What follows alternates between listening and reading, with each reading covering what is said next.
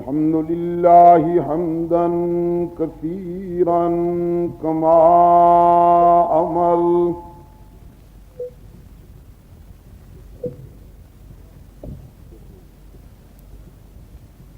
ونشهد أن لا إله إلا الله وحده لا شريك له في الخلق والأمر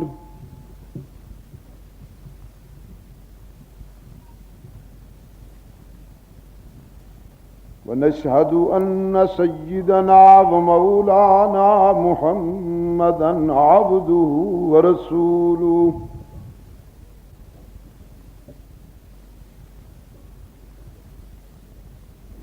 المبعوث إلى الأسود والأحمر لتتميم مكارم الأخلاق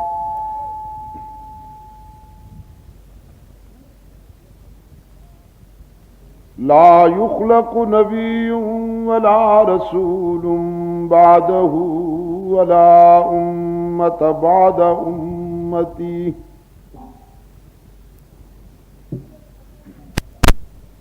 ولا شريعة بعد شريعته ولا كتاب بعد كتابي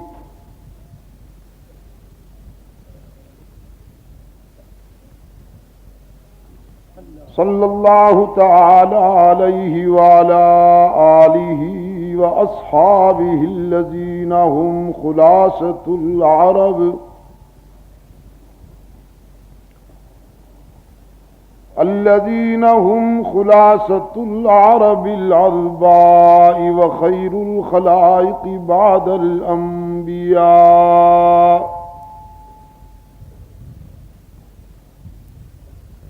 وهم كالنجوم في السماء للاهتداء والاقتداء وهم مفاتيح الرحمة ومصابيح الغرر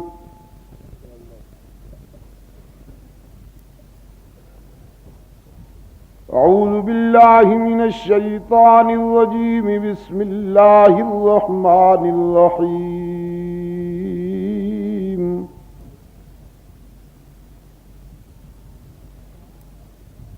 وما أرسلنا من قبلك من رسول إلا نوحي إليه أنه لا إله إلا أنا فاعبدون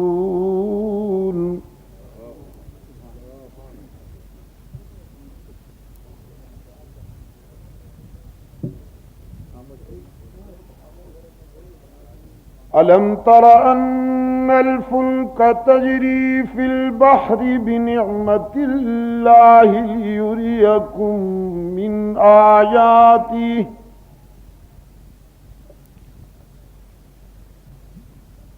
إن في ذلك لآيات لكل صبار شكور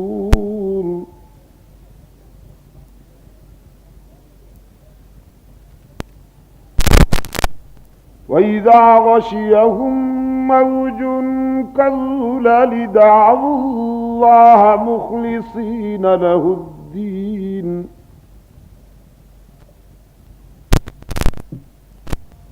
فلما نجاهم إلى البر فمنهم مقتصد وما يجحد بآياتنا إلا كل ختار كفور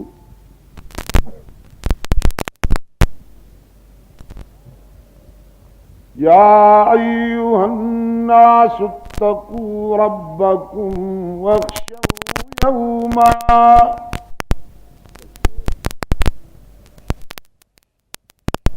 لا يجزي والد عن ولده ولا مولود هو جاز عن والده شيئا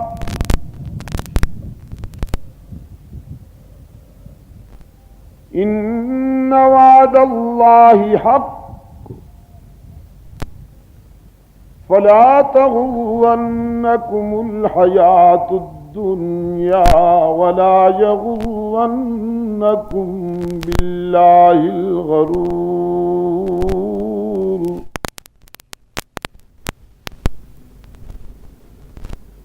إن الله عنده علم الساعة وينزل الغيث ويعلم ما في الأرحام وما تدري نفس ماذا تكسب غدا وما تدري نفس بأي أرض تموت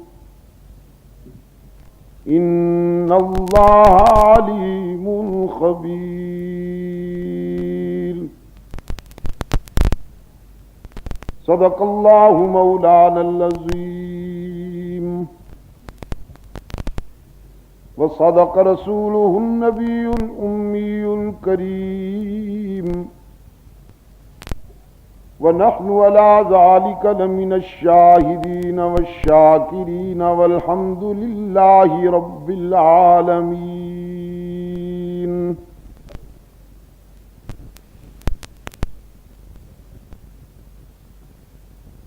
صدر جماعت و صدر جلسہ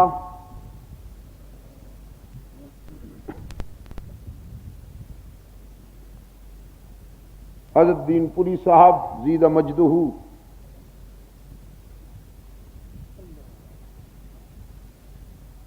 واجب العزت علماء کرام،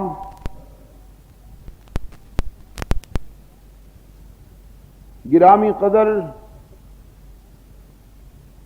بزرگوں، رفقائے جماعت اور عزیز دوستوں،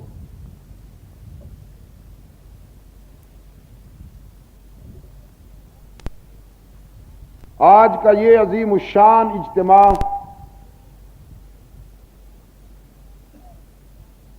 جو توحید و رسالت کانفرنس سے معنون ہے،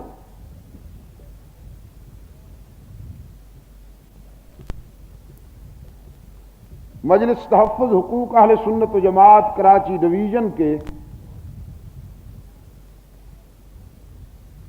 اور مقامی دوستوں کے مشترکہ تعاون سے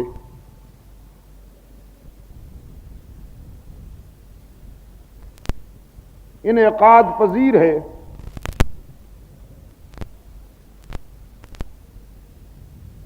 باوجود اس کے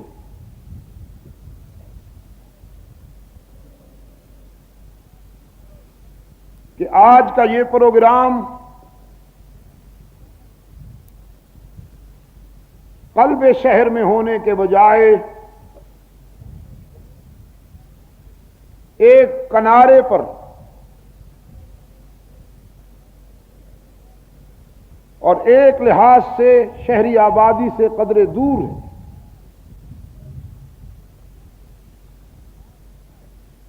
لیکن آپ حضرات دور دراز سے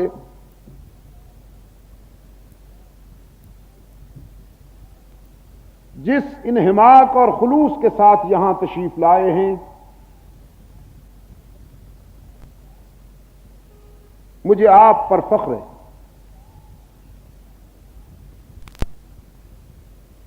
اور میں اللہ کی رحمت پر پر امید ہوتے ہوئے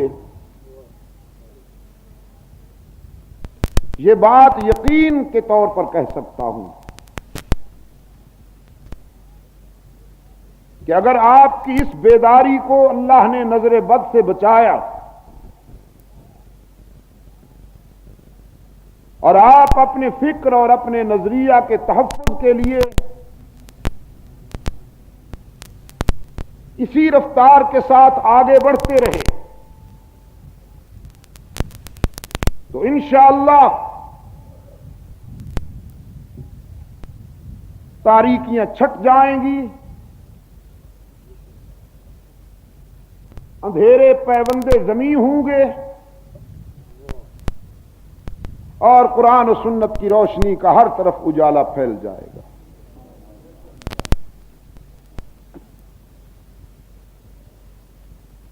میرے عزیز دوستو،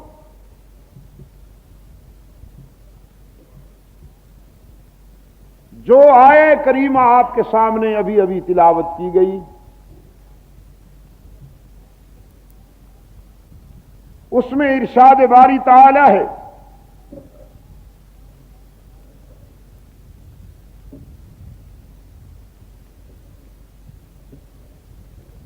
کہ ہم نے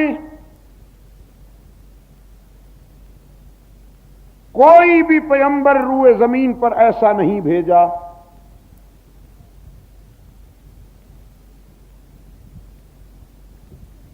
کہ جس نے اللہ کی توحید بیان کرنے میں زندگی کا ایک ایک لمحہ نہ گزار دیا ہو۔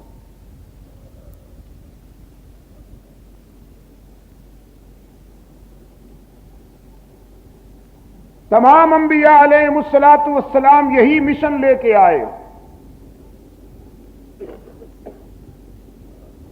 کہ وہ اپنے اپنے وقت میں انسانوں سے یہ منوائیں کہ انسانی جبین کے لیے خدا کے سوا کوئی مسجود نہیں، دستگیری اور مشکل کشائی کے لیے اللہ کے سوا کوئی ہر جگہ موجود نہیں، اس کے سوا کوئی کارساز نہیں، اور اس کے سوا کوئی علام الغیوب نہیں۔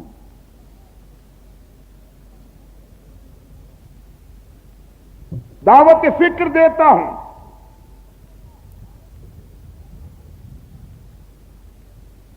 از آدم تا محمد صلی اللہ علیہ وسلم، آپ تمام انبیاء علیہ الصلوۃ والسلام کی زندگیوں کا مطالعہ کیجئے، آپ کو ایک بھی نبی مجاور نہیں ملے گا، آپ جس بھی نبی کو دیکھیں گے مجاہد نظر آئے گا۔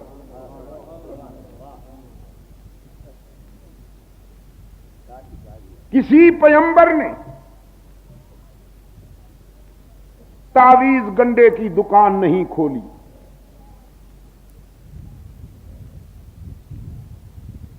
کسی پیغمبر نے اللہ کے کسی برگزیدہ بندے کی قبر پر رنگین اور جگمگاتی چادروں سے ڈیکوریٹ کر کے سادہ لو اور نادان انسانوں کا ذہنی اور معاشی استحصال نہیں کیا۔ کوئی ایک بھی نبی آپ کو ایسا نہیں ملے گا کہ جو قوم کے نذرانوں پہ پلتا ہو۔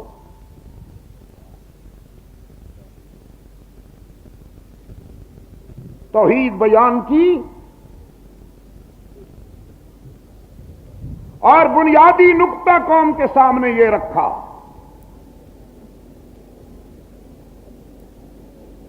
کہ لا اسألکم علیہ اجرا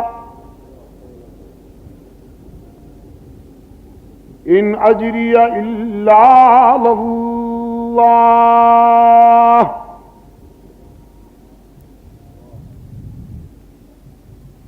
میری اس دعوت اور تبلیغ کا اجر تمہارے پاس نہیں، نہ میں تم سے توقع رکھتا ہوں۔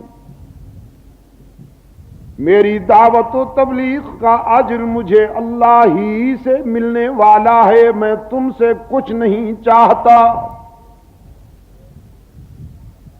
اگر چاہتا ہوں تو بس اتنا کہ اللہ تعبدوا الا اللہ،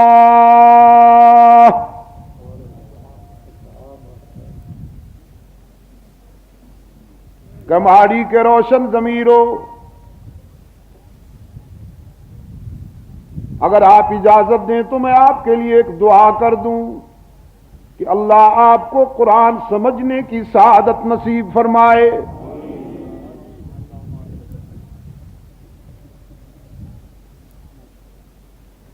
جس دن آپ نے قرآن سمجھنا شروع کر دیا انشاءاللہ ٹوٹکوں قصے کہانیوں اور شعبدہ باز فنکاروں کی منڈیاں اجڑ جائیں گی.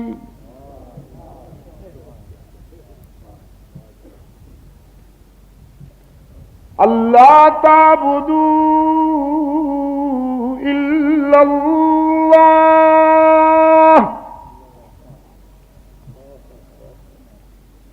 یہ اس پیغمبر کی دعوت و تبلیغ کا خلاصہ ہے جس نے 950 سال کانٹوں پہ چل کر اللہ کی توحید بیان کی. کیا بیان کی؟ 11ویں شریف کی محفلوں میں شرکت کر کے سائز نہیں بڑھایا،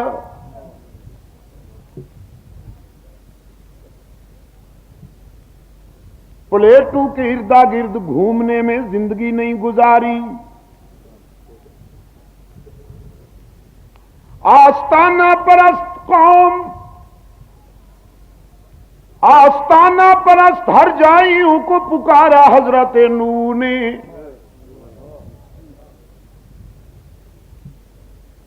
یہ آستانہ پرستی بھی پرانی بیماری ہے. حضرت نوح علیہ السلام کے زمانہ میں 5 آستانے تھے. کتنے؟ 5 آستانے: ود، سواع، یغوث، یعوق اور نصر. ایک مرتبہ پھر دوہرا دوں: ود، سواع، یغوث، یعوق اور نصر.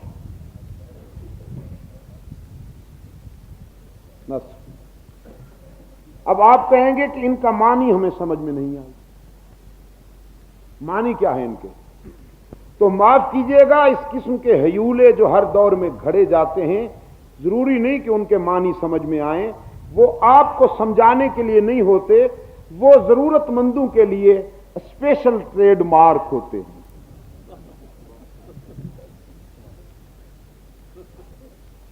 مثلا ایک ٹریڈ مارک ہے ہمارے پنجاب میں پیر فسوڑی. آپ کے سمجھ میں آئے یا نہ آئے، انہوں نے ٹھیکہ تو نہیں لیا، لیکن ٹریڈ مارک ہے. اسی طرح پر ایک اور ٹریڈ مارک ہے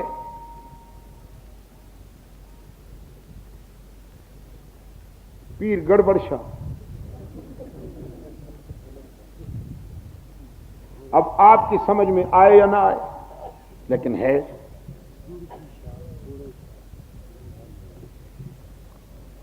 میرے عزیز دوست، 5 آستانے تھے.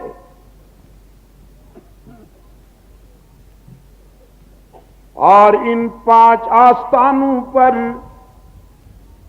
جھنڈیاں لہرا کر بین الاقوامی یتیم مجاور بن کے بیٹھے تھے. اور سادہ لو انسانوں سے کہا جا رہا تھا پہلے ہمیں خوش کرو تو خدا راضی ہوگا، اگر ہمیں خوش نہیں کرو گے تو خدا نہیں ملے گا. ڈائریکٹ نہیں ملتا، انڈائریکٹ ملتا ہے. زینے کے بغیر تو آدمی مکان کی چھت پہ بھی نہیں چڑھ سکتا. یہ تھیوری بہت پرانی.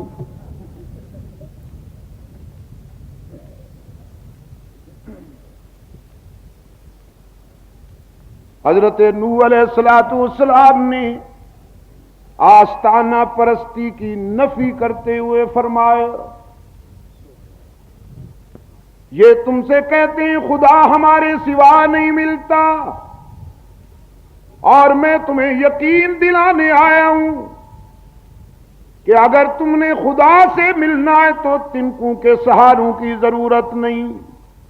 وہ براہ راست ہر ایک کی سنتا اور قبول کرتا ہے. فرمایا انی لکم نذیر مبین،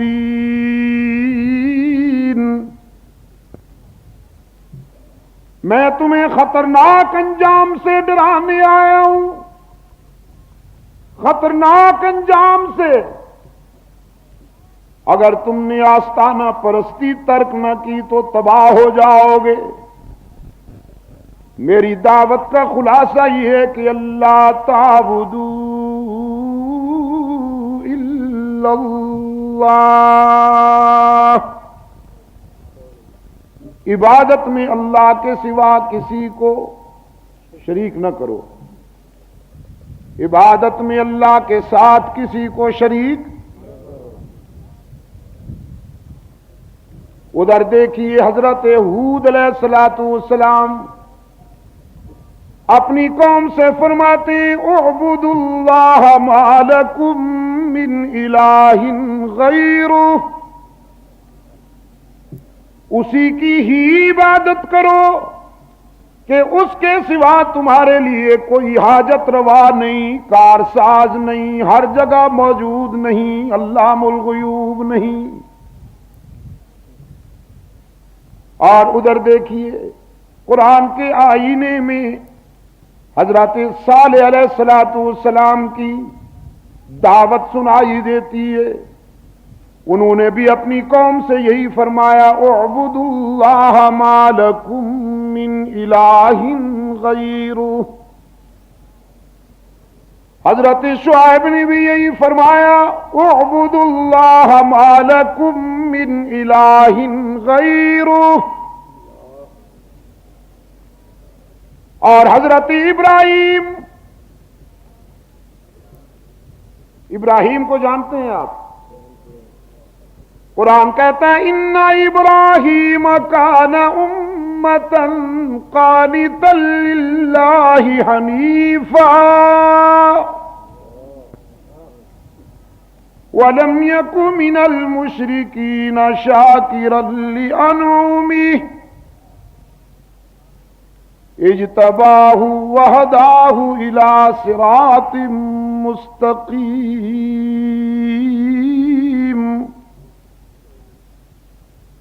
اکیلا ابراہیم ایثار اور قربانی کا اتنا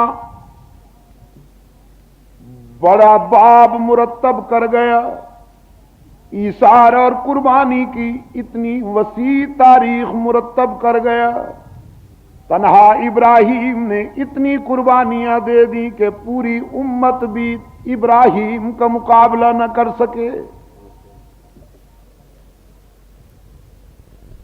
اپنے باپ کے سامنے مبلغ کی حیثیت سے آتے ہیں، فرماتے انی قد جانی من العلم ما لم یأتک،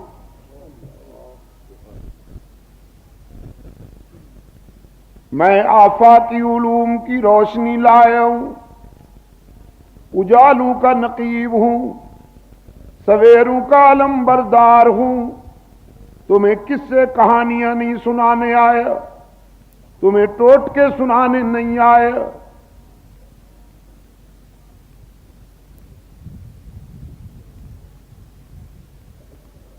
اللہ کی منشا کی ترجمانی کرتے ہوئے خلیل نے فرمایا انی قد جانی من العلم ما لم یأتک فاتبعنی اہدک صراطا سویا، میری اتباع کرو، میں تمہیں یکجائی بنا دوں، ایسے سیدھے راستے پر لگا دوں اور ایسے دروازے تک پہنچا دوں کہ پھر کسی اور دروازے اور آستانے کی ضرورت ہی باقی نہ رہے۔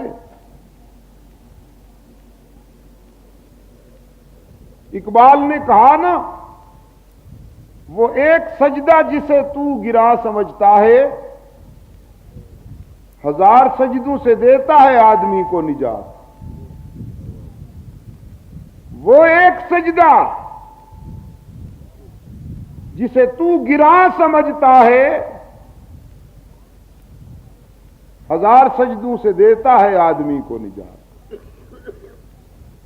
اگر آپ نے حضور قلب و نظر سے ایک دروازے پر جبین جھکا دی اور اپنی جبین کو ایک دروازے کے سپرد کر دیا تو پھر زندگی بھر کے لیے در در کی جب آسائی کی ذلتوں سے نجات مل جائے گی، کسی اور در کی طرف جانے کی حاجت ہی باقی نہیں رہے گی۔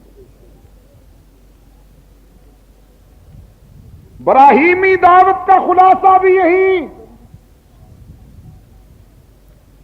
اور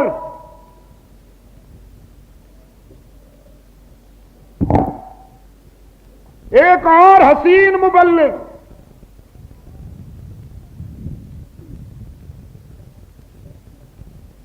پس دیوار زندہ بیٹھا ہے۔ کماری کے دوستو، اللہ کا پیغمبر پس دیوار زندہ جیل کی تنہائیوں میں، جیل کی تنہائیوں میں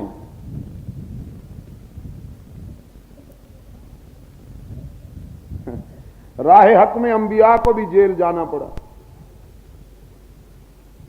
اور اس دور کے نام نہاد عاشق کبھی خواب میں بھی شاید جیل نہ دیکھی ہو۔ ایور گرین شخصیتیں، سدا بہار،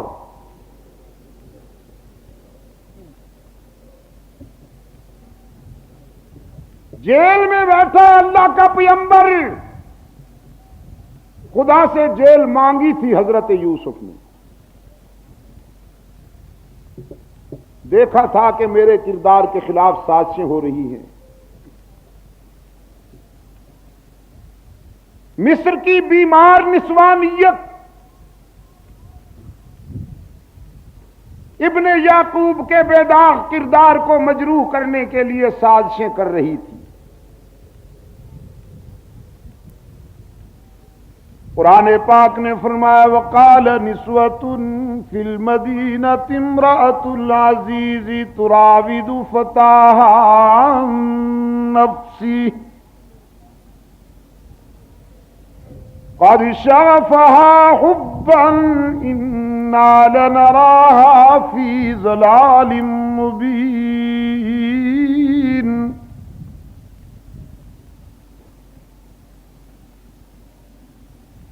مصر کی بیمار نسوانیت کی طرف سے تانا ملا عزیز مصر کی بیگم کو، زرخرید غلام کو آئیڈیل بنا کر شہزادیوں کے ذوق کو بدنام کر دیا بد ذوق نے۔ کسی اپنے جیسے شہزادے سے لو لگاتی، کوئی بات تو تھی، جو بازار میں بکتا تھا اس کے ساتھ دل لگا بیٹھی ہے۔ توبہ توبہ۔ قرآن پاک نے فرمایا فلما سمعت بمکرہن ارسلت الیہن،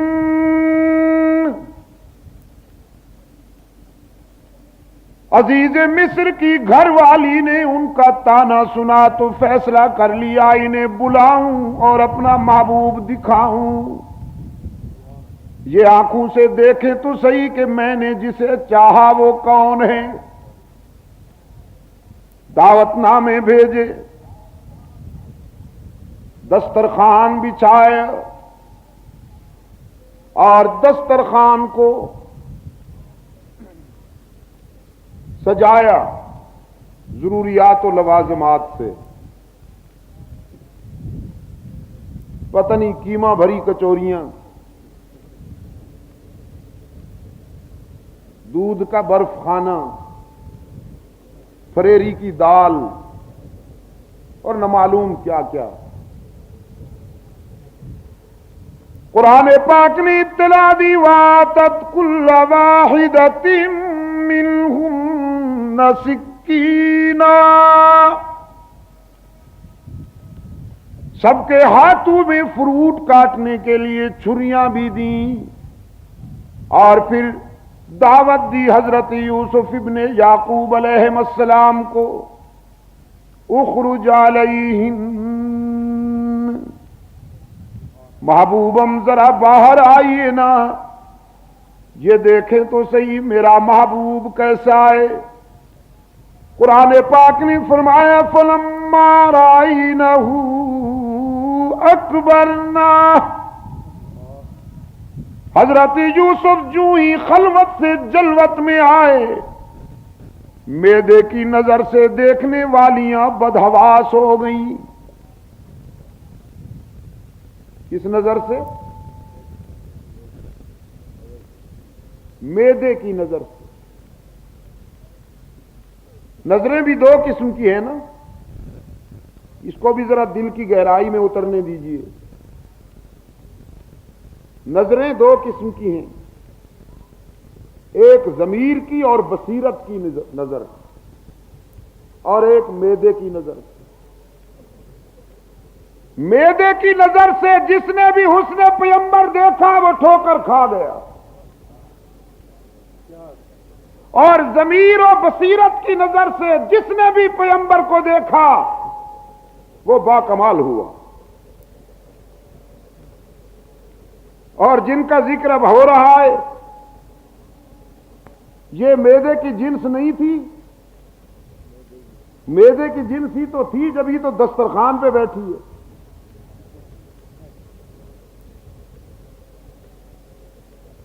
اور یہ تقسیم بھی پرانی ہے کہ ماڑی کے دوستو، ایک طبقہ دسترخوانوں پہ ملتا ہے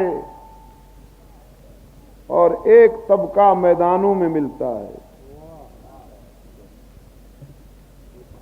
کچھ دسترخوان والے ہیں اور کچھ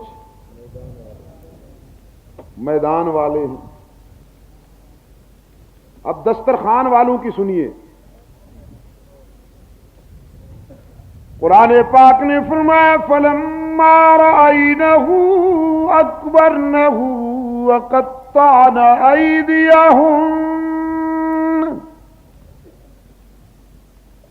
اس نے نبوت کو دیکھتے ہی حواس کھو بیٹھی اور چھریوں سے اپنے ہاتھ کاٹ بیٹھی۔ وَقُلْنَا حَاشَ لِلَّهِ مَا هَٰذَا بَشَرًا، اور قسمیں کھا کھا کے کہنے لگی ہم نے تو سمجھا تھا بشر ہوگا، لیکن بخدا یہ بشر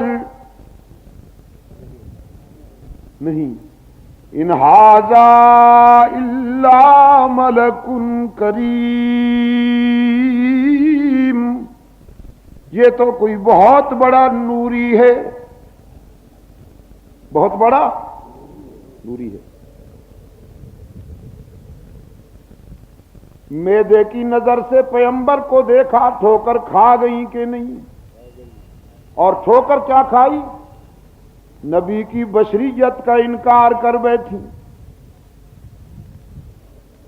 انہوں نے بھی پیغمبر کو میدے کی نظر سے دیکھا تو نبی کی بشریت کا انکار کر بیٹھی۔ یہودیوں نے پیغمبر کو بدنیتی کی نظر سے دیکھا، حضرت عزیر کی بشریت کا انکار کر گئے۔ نصرانیوں نے حضرت عیسیٰ کو بدنیتی کی نظر سے دیکھا، حضرت عیسیٰ کی بشریت کا انکار کر گئے۔ پہلے کہا نبی خدا کے بیٹے ہیں، پھر کہا ہم بھی خدا کے بیٹے ہیں۔ وقالت اليہود عزیر ابن اللہ وقالت النصارى المسیح ابن اللہ، پہلے کہا کہ عزیر خدا کا بیٹا ہے، حضرت عیسیٰ خدا کا بیٹا ہے، الیاذ باللہ، پھر کہا وقالت الیہود والنصارى نحن ابناء اللہ، ہم بھی خدا کے بیٹے ہیں۔ یہ بیماری بہت پرانی ہے، پہلے نبی کو نور کہا پھر خود نورانی بن گئے، بہت پرانی بیماری ہے۔ یہودیوں نے حضرت عزیر کی بشریت کا انکار کیا، عیسائیوں نے حضرت عیسیٰ کی بشریت کا انکار کیا، اور مصر کی عورتوں نے حضرت یوسف کی بشریت کا انکار کیا۔ کیوں؟ اس لیے کہ انہوں نے اپنی ذات پر نظر ڈالی۔ جب اپنی ذات پر نظر ڈالی اور اپنے کردار کے آئینے میں بشریت کو پرکھنا چاہا، تو اپنے کردار کے آئینے میں ان کو اپنے جھوٹ، اپنا مکر، اپنا فریب، اپنا حرام خوری، ہرجائی پن اور اپنی بدبودار زندگی نظر آئی، تو کہنے لگے بشر تو ہم جیسے ہوتے ہیں، نبی بشر نہیں ہوتا۔ اب ان سے کون کہے کہ آپ کو کس احمق نے بشر کہا؟ آپ تو بشر کے ڈھانچے میں پلے ہوئے جانور ہیں، غلاف بشر میں خلاف بشر۔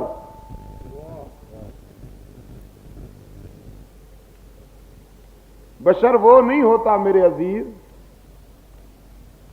جس کی زندگی ڈائننگ روم، سلیپنگ روم اور باتھ روم کے ارد گرد گھومتی ہو۔ ڈائننگ روم سے سٹارٹ وایا سلیپنگ روم اور باتھ روم پہ فنش۔ بشریت کا یہ معیار نہیں۔ بشر اس کو نہیں کہتے عزیز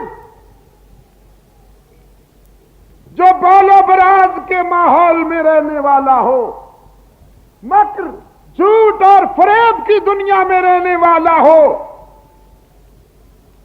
بشر کبھی بدر میں ملتا ہے، کبھی احد میں نظر آتا ہے، کبھی یرموک میں دکھائی دیتا ہے، کبھی بشر کے کردار کی گھن گرج قادسیہ میں سنائی دیتی ہے، کبھی وہ کسریٰ کو اور کبھی قیصر کے غرور کو جوتے کی نوک پہ رکھتا ہے۔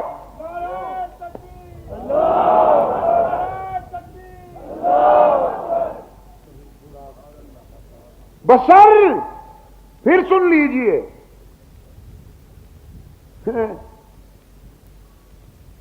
جو گھاٹی پاڑے میں جیے اور مرے، اسے کیا پتا بشر کس کو کہتے ہیں؟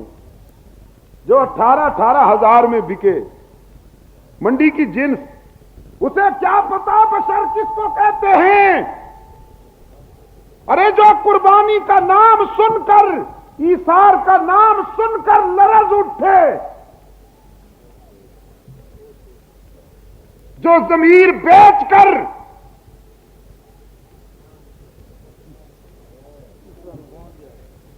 شوربہ حاصل کرے، اسے کیا پتا بشر کس کو کہتے ہیں؟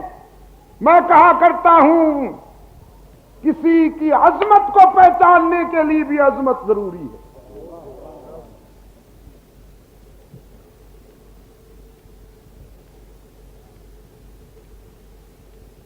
بلبل سے پوچھئے گل کی قدر، اور جوہری سے پوچھئے جوہر کی شان۔ بشر بدر میں نظر آتا ہے، کبھی احد میں۔ بشر احزاب میں نظر آتا ہے، کبھی خندق میں۔ بشر خیبر میں نظر آتا ہے، کبھی یرموک میں۔ بشر قادسیہ میں نظر آتا ہے، کبھی عراق اور ایران میں نظر آتا ہے، اور کبھی براق پہ بیٹھا ہوا عرش بری پہ نظر آتا ہے۔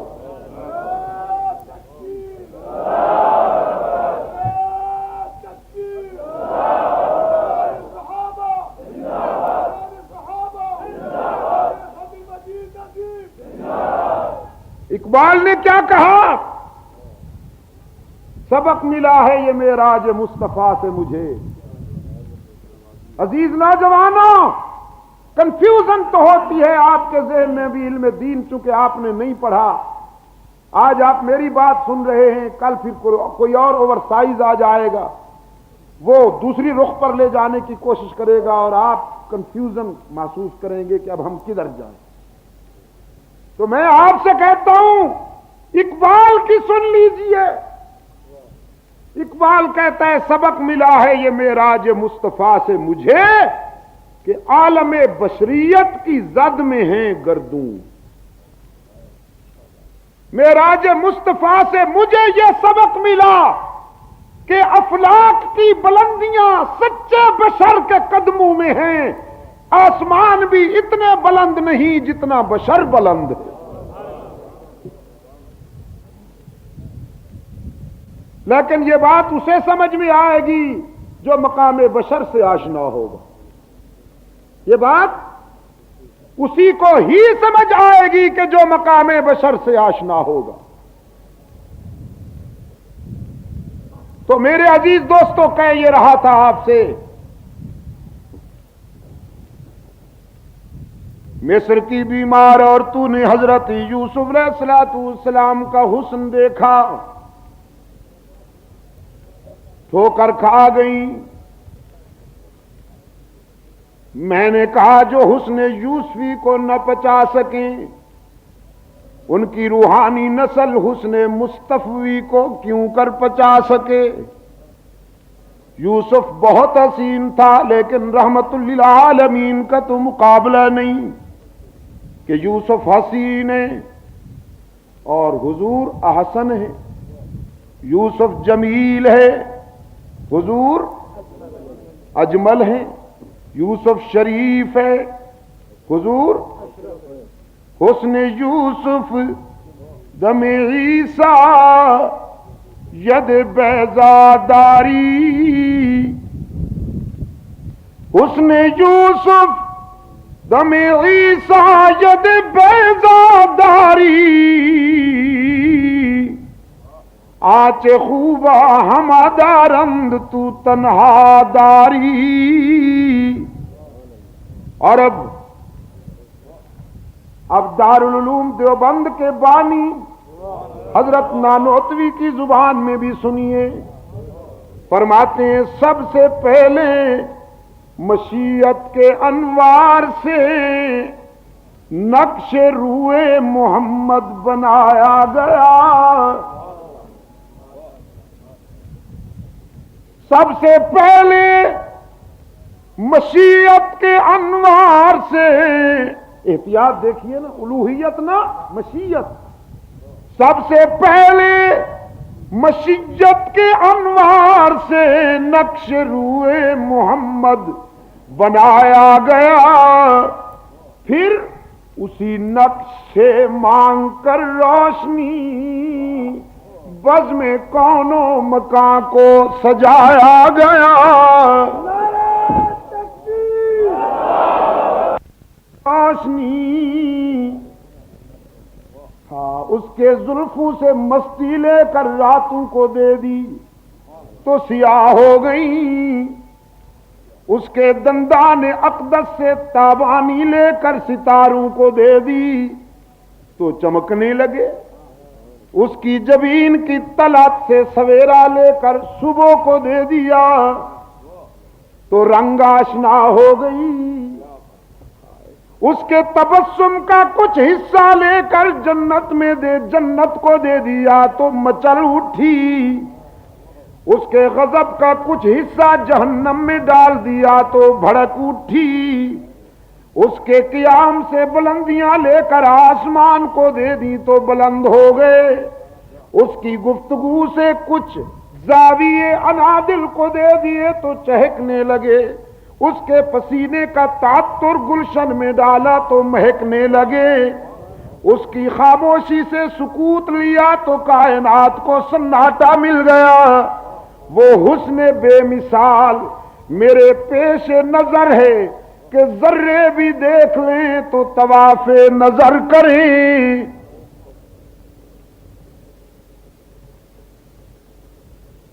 عشق رسول میں جو مقام علماء دیوبند کو اللہ نے عطا کیا ہے، کماری کے دوستوں کراچی کے روشن ضمیروں، یہ میں خطیبانہ تعلیم میں یا مبالغے کے انداز میں نہیں کہہ رہا ہوں، حقائق کا آپ بھی تجزیہ کر کے دیکھیے۔ اس کے مستفوی میں جو مقام علماء دیوبند کو اللہ نے دیا ہے شاید ہی کسی کو ملا۔ اس دور کے بناسپتی عاشق تو ایسے نکلے، کیا کہا میں نے کہ دعویٰ ہے عشق رسول کا اور نماز نہیں ہوتی رسول کی مسجد کے امام کے پیچھے۔ واش کو شالہ نظر نہ لگے،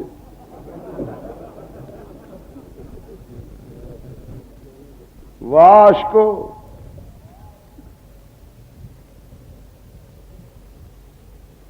مجنو ایک دن کتے کے پاؤں چوم رہا تھا، کسی نے کہا پاگل ہو گیا بدبخت، پاگل، حد ہو گئی اس کے پاگل پنے کی، مت ماری گئی کتے کے پاؤں چومتے ہو؟ مجنو نے کہا نہیں مت نہیں ماری گئی، تم اس جذبے کو نہیں سمجھ سکتے ہو،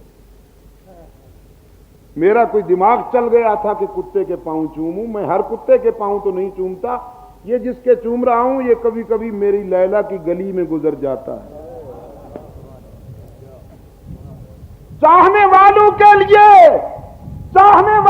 لیے تو محبوب کی گلیوں کے کتے بھی پرکشش ہوا کرتے ہیں۔ ان ڈبل ڈیکروں سے پوچھئے کہ اگر تم عشق رسول میں سچے ہو تو رسول کے مصلی پر کھڑے ہونے والے امام کے پیچھے تمہاری نمازیں کیوں نہیں ہوتی؟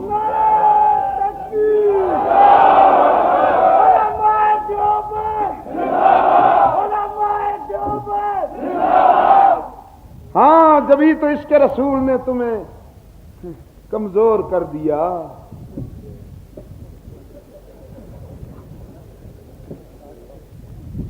سنا ہے کہ اسلام آباد جانے کے لیے ہوائی جہاز کی بھی 2 سیٹیں انگیج کروانی پڑتی ہیں، ایک سیٹ پہ شخصیت سما نہیں سکتی، عشق رسول ہے نا جی۔ میں پچھلی مرتبہ جب یورپ کے دورے پہ جا رہا تھا تو یونان کے ہوائی اڈے سے ایتھنز سے جب ہمارا جہاز اڑا، اس جہاز میں ایک حضرت صاحب بھی بیٹھے ہوئے تھے،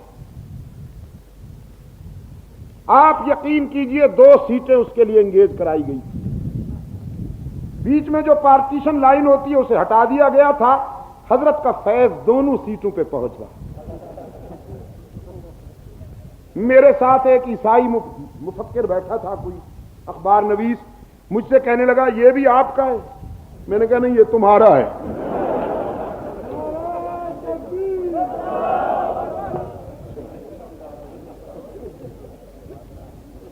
میں نے کہا اسلام کو ان ڈبل ڈیکروں کی ضرورت نہیں۔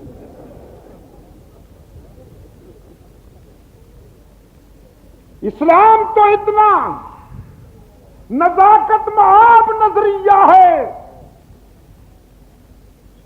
کہ وہاں شکم پروری اور جسم پروری کے کوئی بھی پہلو برداشت نہیں ہوتا۔ آئیے میں آپ کو بتاؤں عشق رسول کس کو کہتے ہیں۔ حضرت نانوتوی رحمت اللہ تعالی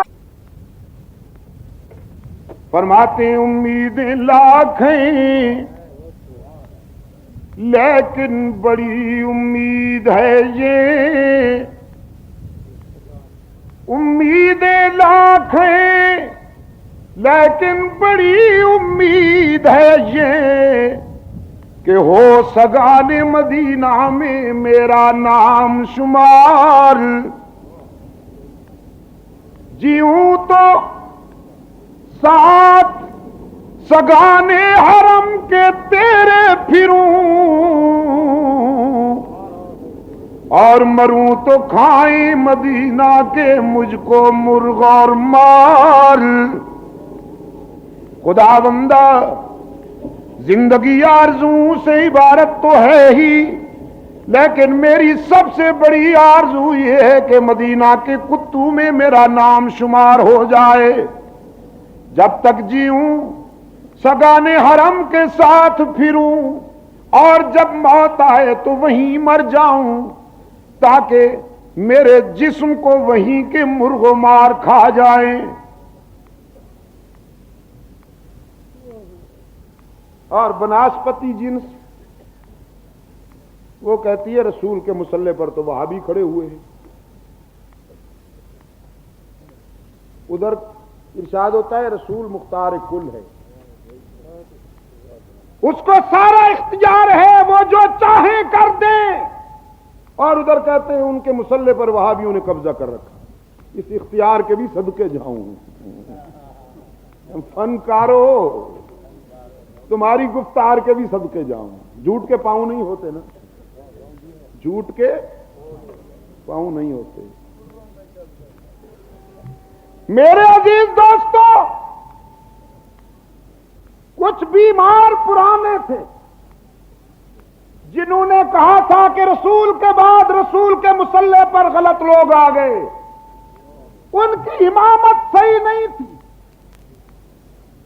ہم نے کہا قطع نظر اس بات کے کہ وہ لوگ کیسے تھے, اس سے تو بحث ہوگی علمی دنیا میں, لیکن اس حقیقت کو ہر مسلمان سمجھ سکتا ہے کہ رسول کے مصلے پر کوئی گمراہ اور غلط قیامت تک آ سکتا ہی نہیں. یہ ایمان ہے کہ نہیں؟ اب اس کے لیے بھی کوئی دلائل دینے کی ضرورت ہے؟ رسول اکرم صلی اللہ علیہ وسلم کے مصلے پر کوئی گمراہ اور غلط آدمی قیامت تک نہیں آ سکتا. یہ ہمارا ایمان ہے. اب ہم نے جب یہ کہا تو انہوں نے پھر ایک ڈیفنس لائن پیدا کی. ہم میں سے کچھ لوگ ہموار کیے,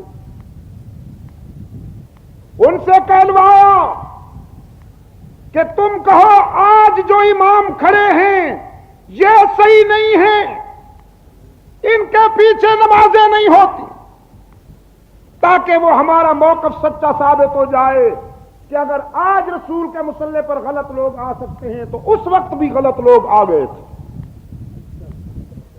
یہ اصل میں انہی کو تقویت پہنچانے کے لیے اور ان کا موقف مضبوط کرنے کے لیے یہ نقطہ نظر اپنایا گیا. لیکن بحمد اللہ تعالی جن کے دل و نگاہ اس کے رسول سے روشن ہیں وہ کل بھی کہتے تھے, آج بھی کہہ رہے ہیں اور قیامت تک کہتے رہیں گے کہ ہر مصلی پر گمراہ آ سکتا ہے, لیکن مسجد نبوی کے محراب میں رکھے ہوئے مصلی پر قیامت تک کوئی گمراہ نہیں آ سکتا. یہ عقیدہ ہے کہ نہیں؟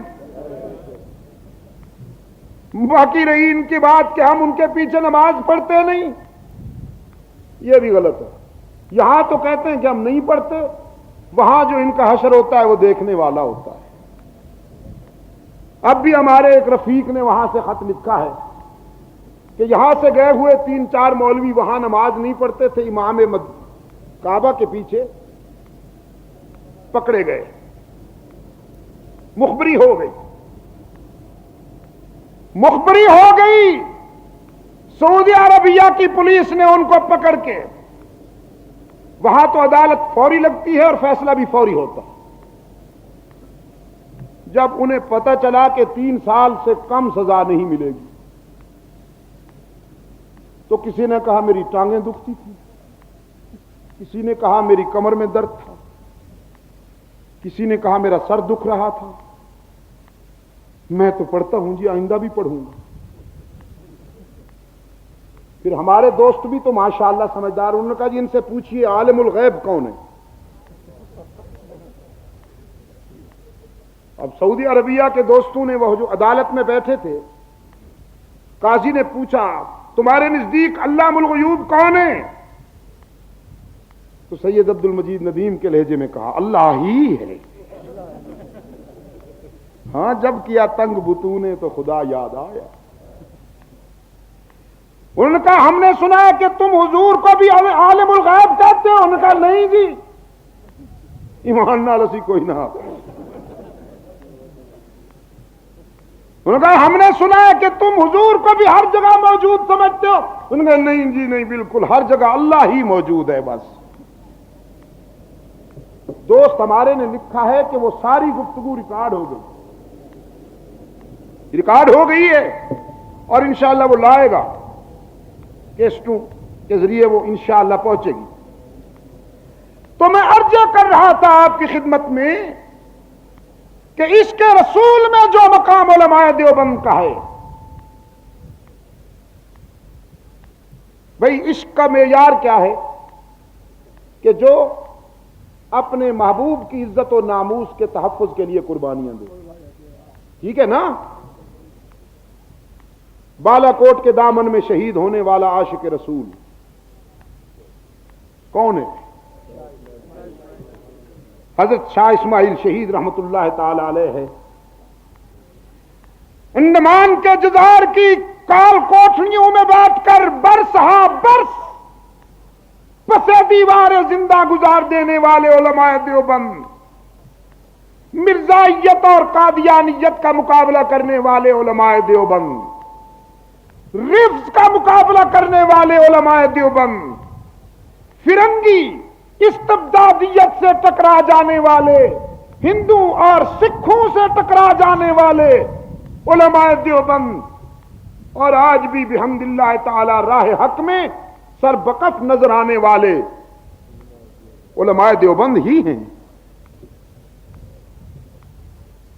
تو میں عرض کر رہا تھا آپ کی خدمت میں کہ بشریت کو سمجھنے کے لیے بھی بشر ہونا ضروری ہے. جو رسول کو بشر نہیں کہتا وہ خود بشر نہیں. جناب یوسف علیہ السلام نے دیکھا سازشیں عروج پہ ہیں، رب العالمین کے حضور التجا کی، رب السجن احب الی مما یدعوننی الیہ.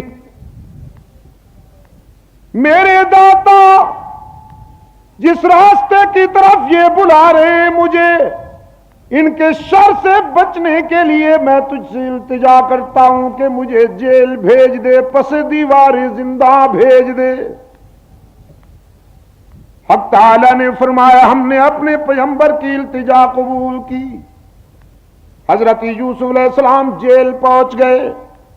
وَدَخَلَ مَعَهُ السِّجْنَ فَتَيَانِ، دو نوجوان بھی حضرت یوسف علیہ السلام کے ساتھ جیل میں آئے. ان دونوں نے اپنا اپنا خواب بیان کرتے ہوئے حضرت یوسف علیہ السلام سے تعبیر پوچھی. قال احدهما انی ارانی آصر خمرا وقال الآخر انی ارانی احمل فوق رأسی خبزا تأکل الطیر منه نبئنا بتأویلہ انا نراک من المحسنین. دونوں نوجوانوں نے اپنا اپنا خواب بیان کیا. ایک کہتا ہے میں نے خواب دیکھا میں خانے میں ساقی بنا ہوا ہوں. دوسرے نے کہا میں نے خواب دیکھا روٹیاں سر پہ اٹھا کے جا رہا ہوں، پرندے وہیں سے کھا رہے ہیں. کیا خواب ہو اس کی تعبیر ہو سکتی ہے؟ روشن چہرے والے ذرا بتائیں گے آپ. حضرت یوسف علیہ السلام نے فرمایا جلدی بتاؤں گا، دوپہر کا کھانا آنے سے پہلے بتاؤں گا. لا یأتیکما طعام ترزقانہ الا نبأتکما بتأویلہ قبل ان یأتیکما. تمہیں کھانا آنے سے پہلے خوابوں کی تعبیر تو بتا دی جائے گی، لیکن پہلے یہ سمجھ لو کہ جب میں تمہارے خوابوں کی تعبیر بتاؤں تو مجھے عالم الغیب نہ سمجھنا، کہیں تمہارا ذہن ٹھوکر نہ کھا جائے، کہیں تمہارے فکر میں بیماری پیدا نہ ہو جائے۔ تمہارے خوابوں کی تعبیر میں عالم الغیب ہونے کی حیثیت سے نہیں بتاؤں گا۔ ذالکما مما علمنی ربی، یہ میں اپنے رب کے عطا کردہ علم کے زور سے بتاؤں گا، لیکن اپنے خوابوں کی تعبیر سننے سے پہلے ذرا مجھے تبلیغ کا حق ادا کرنے دو۔ پہلے تبلیغ ہوگی پھر تعبیر بتاؤں گا۔ کچھ سمجھ میں آیا آپ کے؟ پہلے تبلیغ پھر تعبیر، اور یہاں کیا ہوتا ہے؟ پہلے نذرانہ پھر تعویذ۔ اور یار لوگ کہتے ہیں وہ بدبختو کچھ لے کے آسو تے کچھ لے کے جاسو، بادشاہ خالی ہاتھ آسو تے خالی ہاتھ جاسو۔ یہ پتہ نہیں کیڑے سپارے بھی آئے تھے، میں نے آج تک نہیں سمجھا۔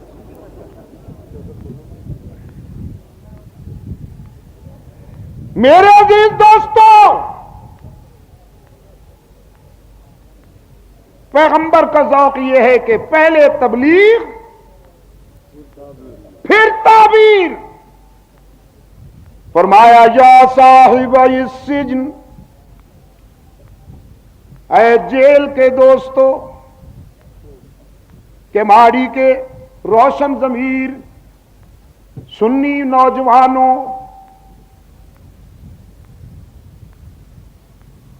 سنی پتہ کون ہوتا ہے؟ موحد۔ جو موحد نہیں وہ سنی نہیں ہو سکتا۔ آپ سمجھیں میری بات کہ نہیں؟ اور یہ میرا بھائی بتائے گا اب آپ کو کہ سنت کیا ہے اور بدعت کیا ہے۔ میں بات طویل نہیں کرنا چاہتا اس لیے کہ کہیں ان کا حق نہ مارا جائے۔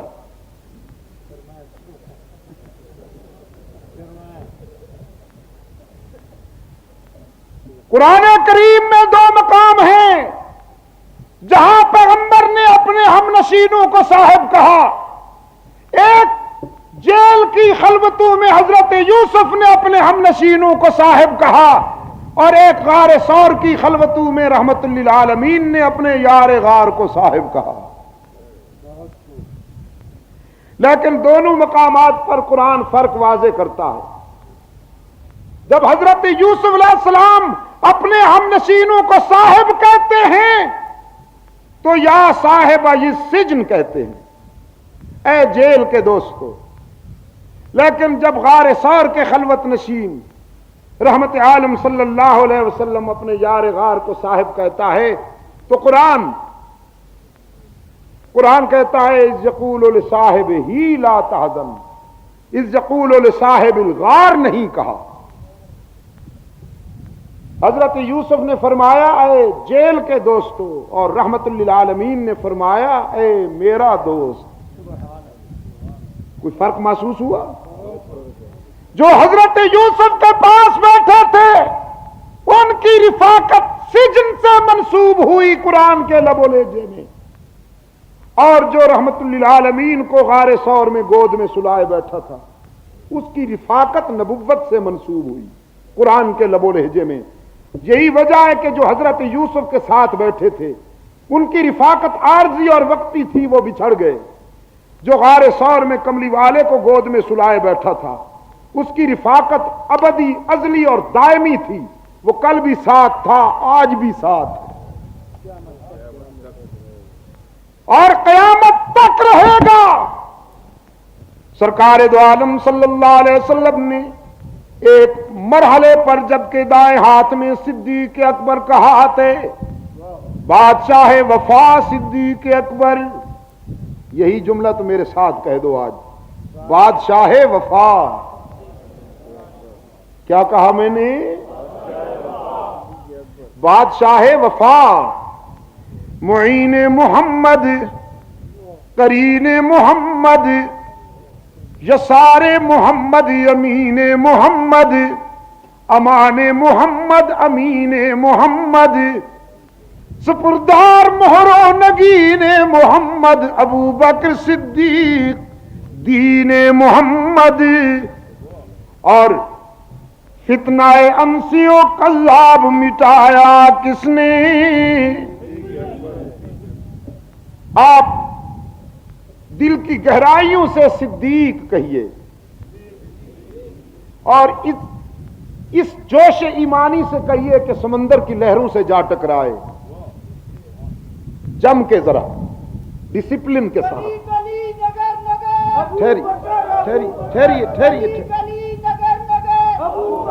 ٹھہرو، فتنہ انسیوں کلاب مٹایا کس نے؟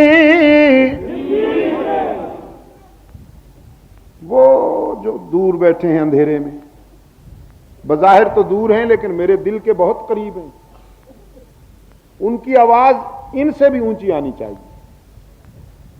فتنہ انسیوں کلاب مٹایا کس نے؟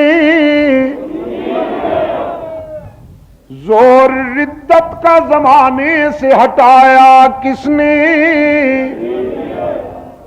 فارس و روم کو مٹی میں ملایا کس نے؟ اور کفر کو موت کا پیغام سنایا کس نے؟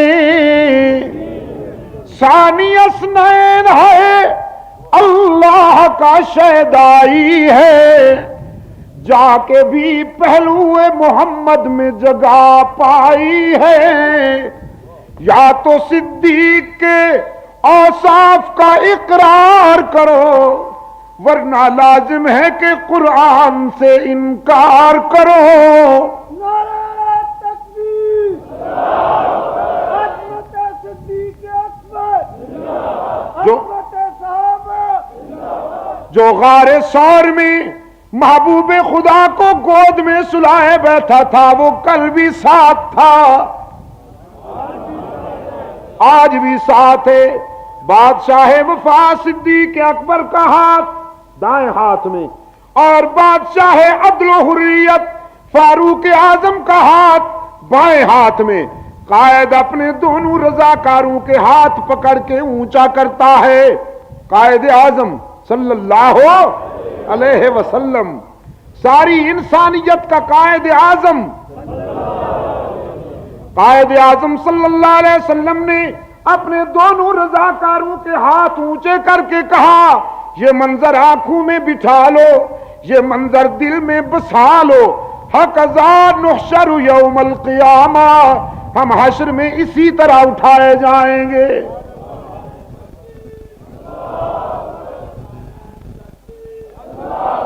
تو آپ میرے ساتھ کہیے نا ذرا، مصطفیٰ کا ہم سفر۔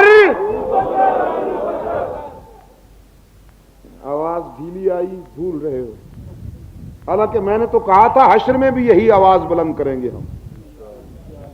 یہ ماٹو ہے ہمارا، یہ سلوگن ہے، مصطفیٰ کا ہم سفر۔ ڈسپلن نہیں ابھی تک، اور یہ آواز حلق سے نکل رہی ہے، ضمیر سے نہیں آ رہی۔ مصطفیٰ کا ہم سفر ابو بکر، ابو بکر، ذرا جم کے مصطفیٰ کا ہم سفر۔ میرے عزیز بچے بھی اسے یاد کر لیں، جب سکول جایا کرے تو 15-20 اکٹھے، ان سے کہہ رہا ہوں جو صدیق اکبر کے غلام اور رضاکار ہیں، وہ یہی کہتے جایا کریں، ایک ان میں لیڈر بن جائے آگے، باقی پیچھے، مصطفیٰ کا ہم سفر، یہی کہتے جاؤ اور گلیوں میں روشنی پھیلاتے جاؤ۔ واپس آؤ تو یہی کہتے آؤ، جاؤ تو یہی کہتے جاؤ۔ چلیے سکول میں مت کہو، شاید کوئی ٹیچر بیمار ہو، اس بیچارے کی بائیں پسلی میں ٹیس اٹھے۔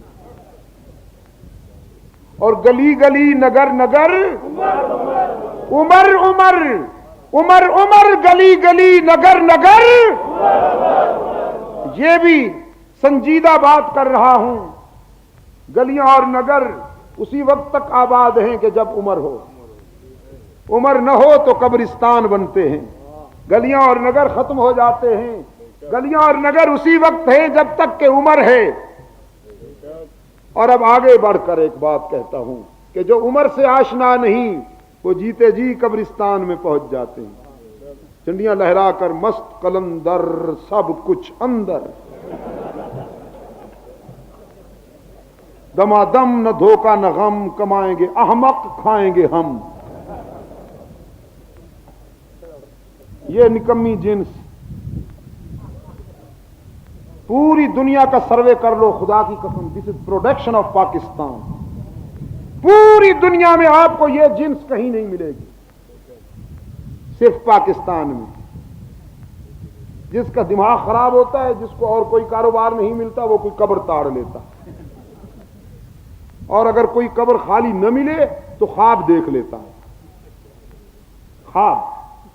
خواب میں حضرت صاحب میرے تشریف لائے اور انہوں نے فرمایا کہ اب تک تو میں چھپا ہوا تھا، لیکن اب ضروری ہو گیا ہے کہ میں ظاہر ہو کر لوگوں کی حاجت روائی کروں، مشکل کشائی کروں. اب تم یہاں مجاور بن کے بیٹھ جاؤ اور جھنڈیاں لہراؤ، لوگوں سے کہو نذرانے لایا کریں، جمعرات کو قوالی بھی ہوا کرے،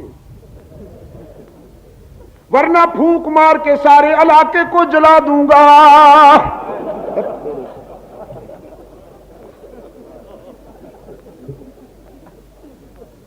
یہ پاکستان کی جنس پوری دنیا میں آپ کو اور کوئی کہیں نہیں ملے. ساری کائنات کے مسائل، ساری دنیا کے معاملات اللہ کے حکم پر چلتے ہیں، پاکستان کے معاملات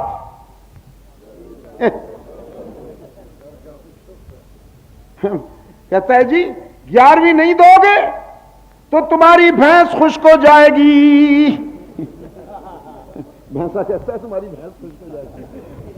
میں یورپ میں گیا، وہاں جا کے دیکھا بھینسیں تو نہیں ہوتی، خاص قسم کی گائے ہوتی ہیں، قطار میں کھڑی کر دیتے ہیں، تنوں میں ان کے وہ چپکا دیتے ہیں، وہ پلاسٹک کی ٹوٹیاں ووٹیاں، بٹن دباتے ہیں، 20-20 کلو 15-15 کلو ایک ایک گائے دودھ دے دیتی ہے، انگریزوں کی گائے. میں وہاں دوستوں سے پوچھتا تھا کہ یہ کس کی 11ویں تقسیم کرتے ہیں؟ مولانا، حضرت مولانا سنیے، یہ جو دودھ پہنچتا ہے اللہ کی طرف سے پہنچتا ہے. قرآن پاک نے فرمایا ان لکم فی الانعام لعبرۃ نسقیکم مما فی بطونہ من بین فرث ودم لبنا خالصا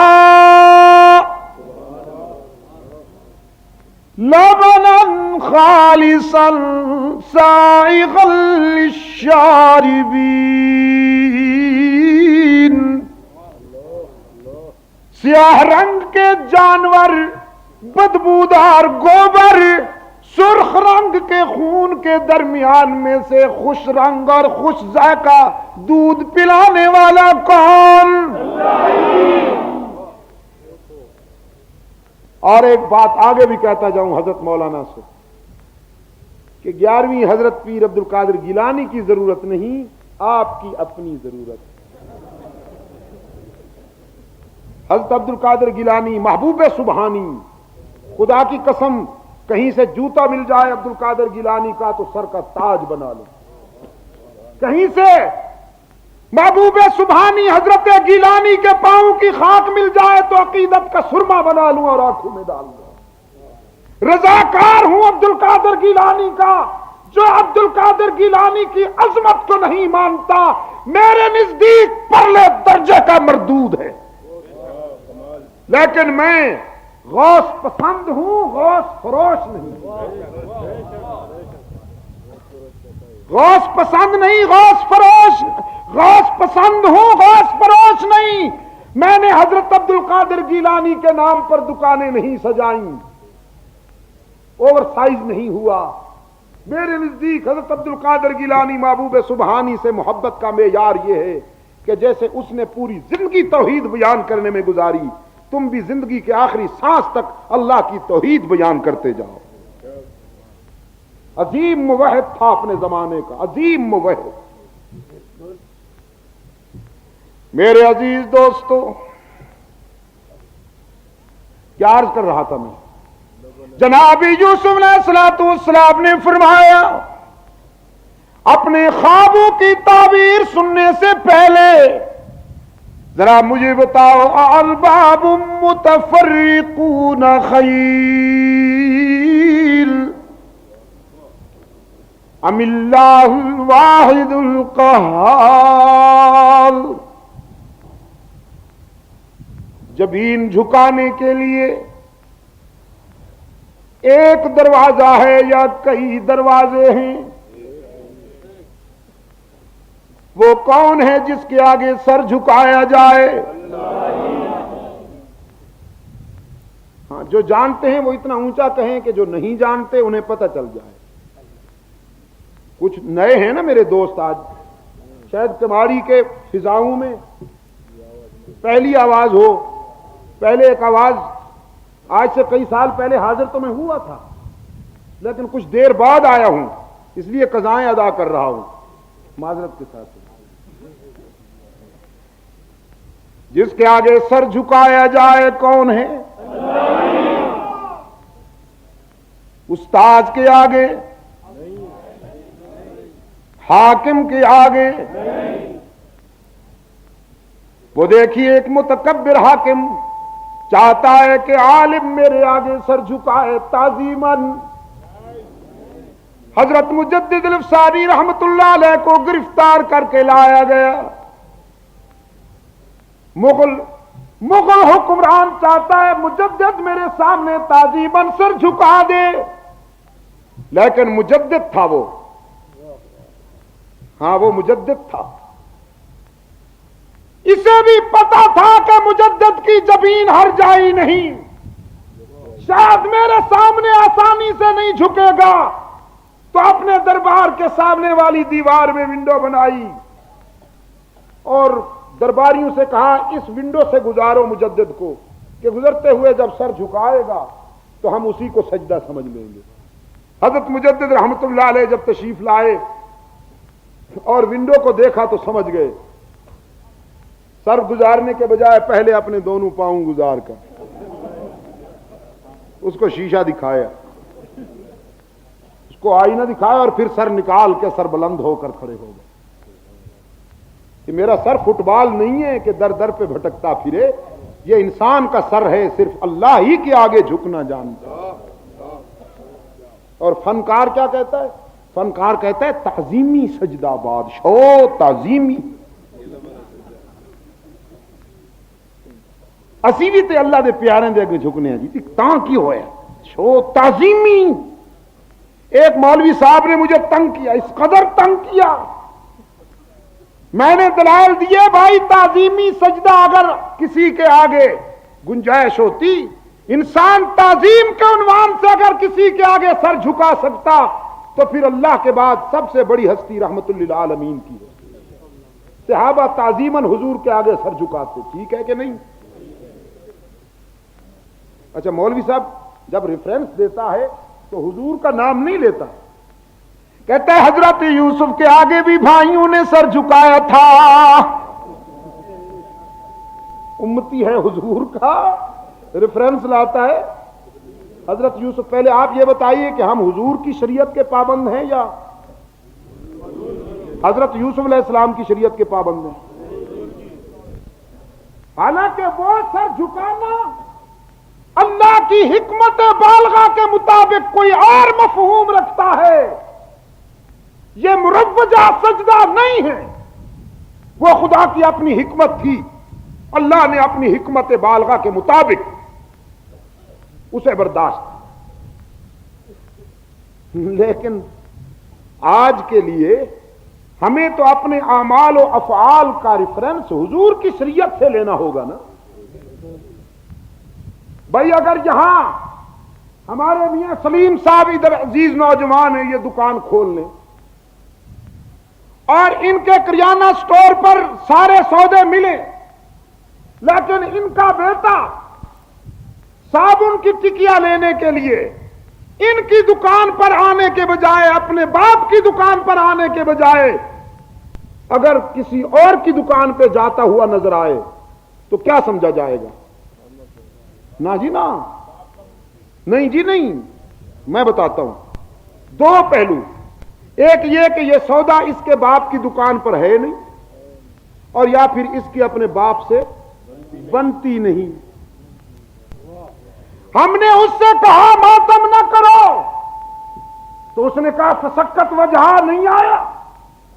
حضرت ابراہیم علیہ السلام کی بیوی نے یوں نہیں کیا تھا، چہرہ نہیں پیٹا تھا، حالانکہ وہ چہرہ پیٹنا ماتمی چہرہ پیٹنا نہیں ہے، وہ تو متعجبانہ انداز میں جیسے عورتوں کی عادت ہے، کوئی یوں کرتی ہے، کوئی یوں کرتی ہے، کوئی یوں کرتی ہے، تو حضرت ابراہیم علیہ السلام کی اہلیہ نے بھی فرط حیرت میں یوں کیا، جس کو قرآن فسکت وجہ سے معنون کرتا ہے۔ ہم نے اس سے کہا ماتم کا ثبوت، تو اس نے کہا حضرت ابراہیم کی بیوی نے چہرہ پیٹا تھا۔ ہم نے اس سے کہا سجدے تعظیمی سجدے کا ثبوت، تو یہ حضرت یوسف علیہ السلام کے پاس پہنچ گئے، تو معلوم ہوا کہ یا رسول اللہ کی شریعت میں ان کو اس مسئلے کا حل ملا نہیں، اور یا پھر رحمت للعالمین سے بن آئی نہیں۔ بن آئی ہوتی تو حضور کے درود پر اکتفا ہوتا، یہ نیا درود نہ گھڑا جاتا۔ الصلاۃ والسلام علیک یا حبیب اللہ۔ دیکھو یہ درود شریف وہ ہونا چاہیے جی ذرا سر بھی لگے، سپیکر بھی ہوئے، سپیکر ہوئے تو پھر نہیں۔ والا آلک و اصحابک یا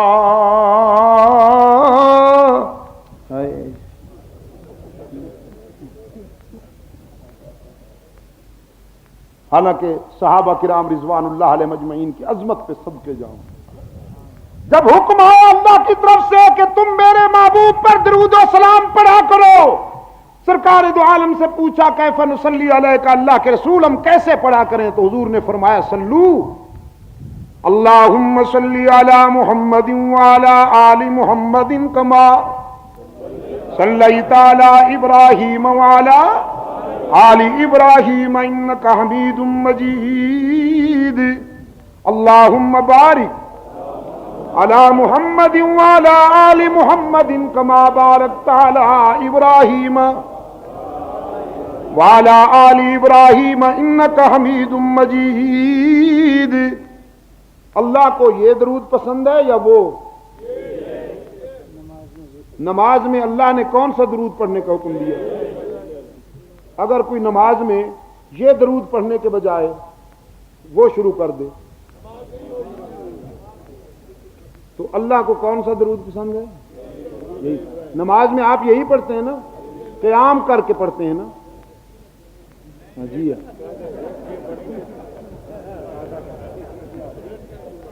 جب درود و سلام آپ پڑھتے ہیں تو قیام کرتے ہیں یا بیٹھ کے پڑھتے ہیں؟ تو مائی ڈیئر ناراض نہ ہوئیے میرے مولانا، ایمان نال تسی بڑے چنگے ہو، من لو نا جی۔ اگر درود و سلام کے وقت قیام ضروری ہوتا تو نماز میں بھی اللہ تعالی حکم کرتا کہ جب درود و سلام پڑھو تو اس وقت پڑھو جب تم قیام میں کھڑے ہو، لیکن چونکہ عابدانہ قیام کس کا حق ہے؟ جب آپ قیام میں کھڑے ہیں تو اسی کا تصور، جب آپ رکوع میں جاتے ہیں تو اسی کی تسبیح، جب آپ سجدے میں جاتے ہیں تو اسی کی تسبیح، لیکن جب آپ قعود میں ہیں، قعدے میں ہیں، بیٹھ گئے ہیں، تو اب اللہ نے فرمایا کہ اب احترام کے ساتھ میرے محبوب پر درود و سلام بھی پڑھو، کہ جب تک میرے محبوب پر درود و سلام نہیں پڑھو گے تمہاری نماز مکمل ہی نہیں ہوگی، میں تمہاری نماز قبول ہی نہیں کروں گا۔ تو پھر درود و سلام اللہ کے نزدیک کون سا پسندیدہ ہے؟ جو نماز میں پڑھا جاتا ہے، جو نماز میں پڑھا جاتا ہے۔ اور یہ جو یار لوگوں نے کہا جی دیکھا حضور کو نہیں مانا، یہ تم نے اپنایا ہوا ہے، اگر یہی دین ہوتا تو عرب میں مسجد نبوی میں وہی پڑھا جاتا۔ تو جی چھوڑو جی، وہ تو سارے وہابی ہیں، وہ وہابی ہیں اور یہ عاشق۔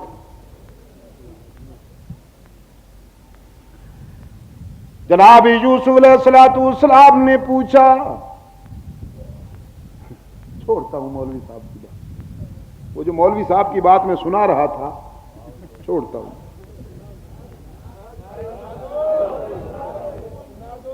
میں نے اس کو کہا بھائی سجدہ اللہ کا حق ہے بس. غزینی تعظیمی اس قدر تنگ کیا اس نے کہ میں نے تنگ آ کے پوچھا، اچھا مولانا تعظیمی بوسے کے بارے میں آپ کا کیا خیال؟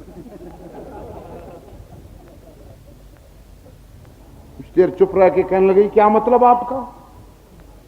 کبھی مطلب یہ ہے کہ اگر جان کی امان پاؤں تو بتاؤں. کہاں ہاں بتائیے.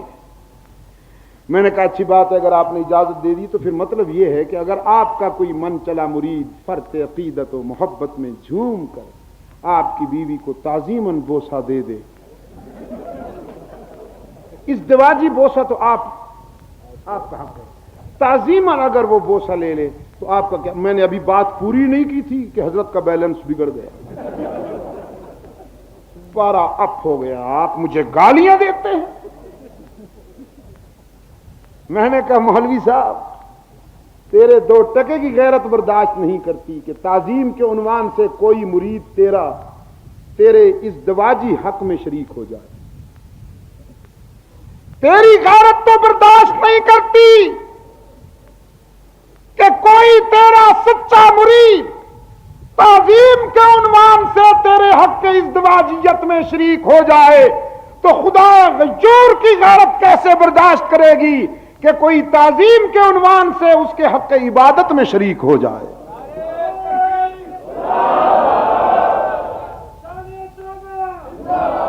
بزرگان دین کی عظمت برحق، ان کی ولایت برحق، ان کی کرامت برحق، لیکن سجدہ کس کا حق ہے؟ اکبر اسی لیے تو کہتا ہے کہ ہو جس میں عبادت کا دھوکہ مخلوق کی وہ تعظیم نہ کر، ہو جس میں عبادت کا دھوکہ مخلوق کی وہ تعظیم نہ کر، جو خاص خدا کا حصہ ہے بندوں میں اسے تقسیم نہ کر. حضرت یوسف علیہ السلام نے اپنے ہم نشینوں سے پوچھا انسانی جبین کے لیے حقیقی مسجود کون ہے؟ ہر جگہ موجود کون ہے؟ کیماڑی کے دوستو آپ سن رہے ہیں ہی کیوں کہہ رہے ہیں یہ؟ میں نے یہاں کراچی کے چپے چپے میں کچھ محنت کی، اگرچہ بعض طبیعتیں بگڑی ہوئی اور وہ چاہتے ہیں کہ یہ نہ آیا کرے.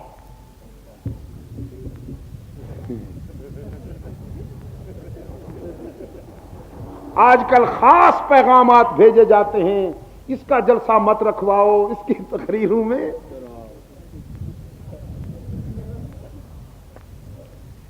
لیکن میں نے کہا جب تک اس کو منظور ہے، جب تک اللہ کو منظور ہے، دنیا کی کوئی طاقت میری آواز کو نہیں دبا سکتی. آپ کو کس نے بھیجا ہے؟ یہ جو سمندر ہے میرے سامنے، میری نظر نہیں پڑ رہی، پتہ نہیں کہاں تک ہیں لوگ. کس نے بھیجا ہے انہیں؟ یہ کیماڑی کے دوستوں نے آپ کے لیے جو کوئی بسیں اور ٹرک بھیجے تھے. ناظم آباد سے دوست آئے ہوئے ہیں، کرنگی سے آئے بیٹھے ہیں، شیر شاہ سے آئے ہوئے ہیں، ملیر سے آئے ہوئے ہیں. ان کو کس نے بھیجا؟ تو میرے دوستو یہ ہمارے ایمان کی بات ہے اور عقیدے کی بات ہے. سنیے میں نے کچھ محنت کی ہے، اب ان کا جواب سنیے کیماڑی کے دوستو. انسانی جبین کے لیے حقیقی مسجود یہ ہی کیوں ہے نا؟ بعض بیمار کہتے ہیں اللہ بھی. انسانی جبین کے لیے حقیقی مسجود ہر جگہ موجود، مختار کل، مختار کل جس کے سارے محتاج ہیں، جو کسی کا محتاج نہیں. ہاں، سید عطا اللہ شاہ بخاری فرمایا کرتے تھے، بخاری پر خدا کی رحمتیں، وہ جو ظلمات میں جگمگاتا رہا، بخاری دلوں کو جلاتا رہا.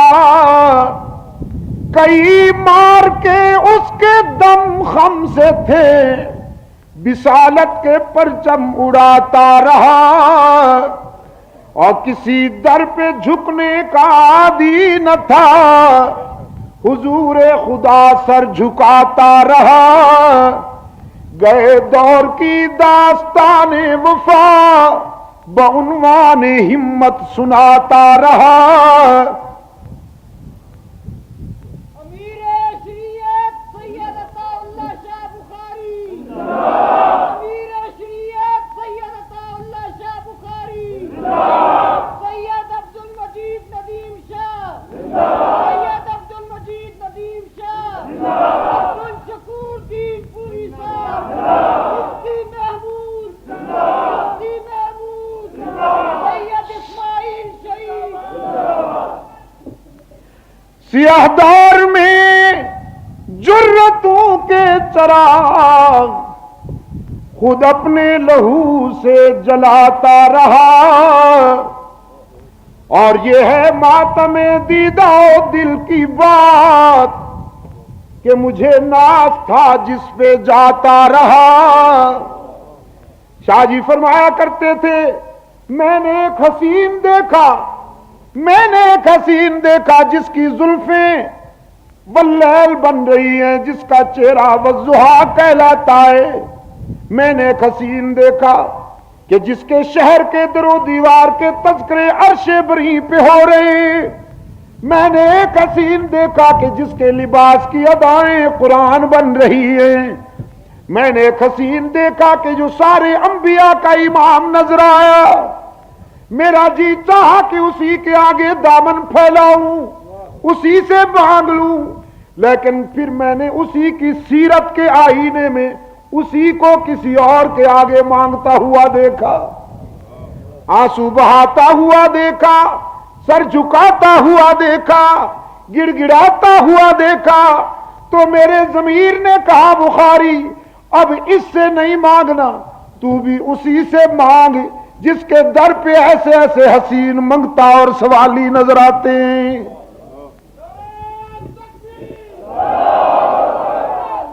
تو مختار کل کون ہیں؟ ہر جگہ موجود یا اللہ بھی، علام الغیوب، جو ہو چکا، جو ہو رہا ہے، جو ہونے والا ہے، اسے جاننے والا کون ہے؟ یا اللہ بھی. مشکل کشا، ہاں مشکل کشا کون ہے؟ میں نے اپنے دوستوں سے کہا، کبھی تنہائی میں اپنے ضمیر سے پوچھئے مشکل کشا کون ہے. آپ کا ضمیر آپ سے نہیں کہہ رہا، بیمار دوستوں سے کہہ رہا ہوں. کبھی تنہائی میں اپنے ضمیر سے پوچھئے، آپ کا ضمیر تنہائی میں بھی یہی کہے گا، مشکل کشا وہی ہونا چاہیے جس پہ خود کبھی مشکل نہیں آئی. جو مشکلوں میں پھنسے وہ مشکل کشا، جو خود حاجت مند ہو وہ حاجت روا. انبیاء پہ مشکلیں آئیں کہ نہ آئیں؟ سب سے پہلا پیغمبر، سب سے پہلا نبی حضرت آدم، مشکل آ گئی، آنکھیں برس رہی ہیں، التجا کرتے ہیں، ربنا ظلمنا انفسنا وَإِن لَّمْ تَغْفِرْ لَنَا وَتَرْحَمْنَا لَنَكُونَنَّ مِنَ الْخَاسِرِينَ. میرے داتا، او داتا گنج بخش، اگر تیرا لطف و کرم شامل حال نہ ہو تو ہمارا سفینہ کبھی کنارے لگ سکتا ہی نہیں. قرآن کہتا ہے وَظَنُّونِ اذ ذهب مغاضبا فظن ان لن نقدر عليه فنادى في الظلمات ان لا اله الا انت سبحانك انی کنت من الظالمین۔ ذرا مچھلی والے کی بات بھی یاد کرو نا، قرآن کے انداز پہ قربان جاؤں، حضرت یونس کا نام نہیں لیا، وَظَنُّونِ، ذرا مچھلی والے کی بات بھی یاد کرو نا، رات کی تاریکی میں، دریا کی گہرائی میں، شکم ماہی میں یونس نے کسے پکارا؟ اور آپ کسے پکارتے ہیں؟ اب بس بہاول حق بیڑا دھک، پنجاب کا بیمار بیچارہ، حضرت یونس علیہ السلام کے لبوں پہ کس کا نام آیا؟ فرماتے انت سبحانک لا الہ الا انت سبحانک انی کنت من الظالمین۔ قرآن کہتا ہے لولا انہ کان من المسبحین للبث فی بطنہ الی یوم یبعثون۔ اگر میرے یونس کی لبوں پر میرا نام نہ آتا، اگر یونس مجھے نہ یاد کرتا تو قیامت تک وہیں رہتا، کوئی میرے سوا یونس کا مشکل کشا نہیں تھا۔ حضرت یعقوب پہ مشکل آئی، کسے پکارا؟ حضرت یوسف پہ مشکل آئی، کسے پکارا؟ حضرت ابراہیم پہ مشکل آئی، کسے پکارا؟ اسماعیل پہ مشکلیں آئیں، کسے پکارا؟ اور رحمت للعالمین صلی اللہ علیہ وسلم پہ مشکلیں آئیں، کسے پکارا؟ صحابہ پہ مشکلیں آئیں تو کسے پکارا؟ اب جب ہم پہ کوئی مشکل آئے تو ہم بھی کسے پکارا کریں؟ یہی اسلام کہتا ہے، یہی اسلام کہتا ہے، اور سیرت بھی اسی کا نام ہے کہ تمام انبیاء نے بھی یہی بات منوائی، میرے آقا نے بھی یہی بات منوائی۔ اسی پر بات ختم کرتے ہوئے بھائی کو درخواست کرتا ہوں کہ وہ تشریف لائیں۔ لا الہ الا اللہ ہو گیا ہے، اب محمد الرسول اللہ کے تقاضے پورے کر دیں۔ علماء کرام اور اکابرین کی تقاریر کے گراں قدر کیسٹوں کا مرکز پاک ریکارڈنگ